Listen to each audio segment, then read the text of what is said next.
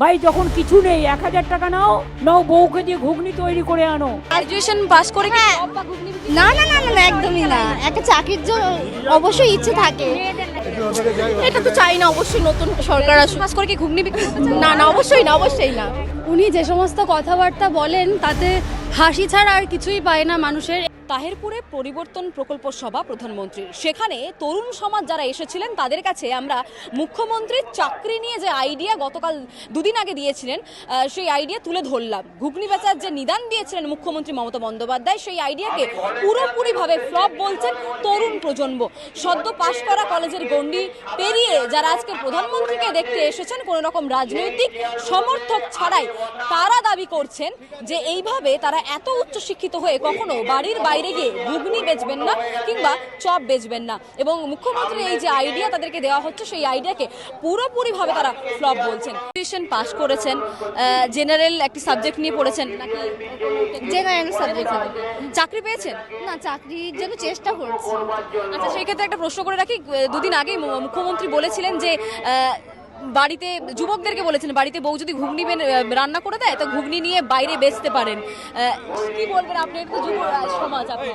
হ্যাঁ, কিন্তু আমি তো এইসব দিকে একটু কম থাকি, মানে এইসব গ্রাজুয়েশন পাস করে কি হ্যাঁ। চপ বা ঘুগনি বিক্রি? না না না না না, একদমই না। একটা চাকরির জন্য অবশ্যই ইচ্ছে থাকে।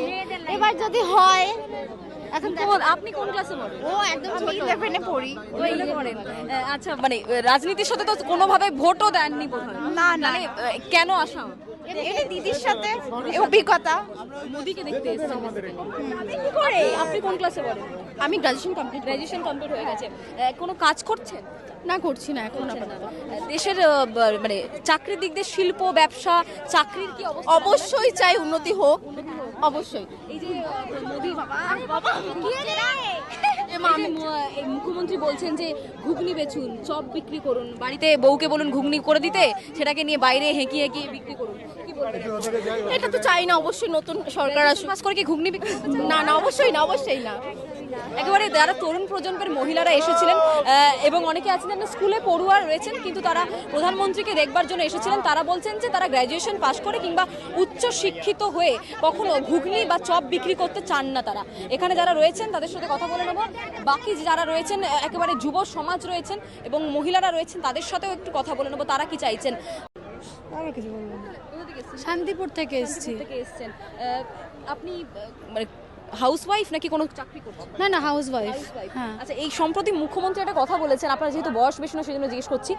বলেছেন যে বাড়িতে বউদেরকে বলবেন ঘুগনি তৈরি করে দিতে, ওটা গিয়ে বাইরে বিক্রি করবেন। কোনো গ্র্যাজুয়েশন পাশ করার পর বা উচ্চ শিক্ষিত মহিলা কিংবা পুরুষ তার ক্ষেত্রে সে কি স্বাচ্ছন্দ্য বোধ করবে এইরকমভাবে এত শিক্ষিত হয়ে ঘুগনি বেচতে কিংবা চপ বিক্রি করতে? একেবারেই নয়, স্বাচ্ছন্দ্যবোধ করার কোনো প্রশ্নই ওঠে না।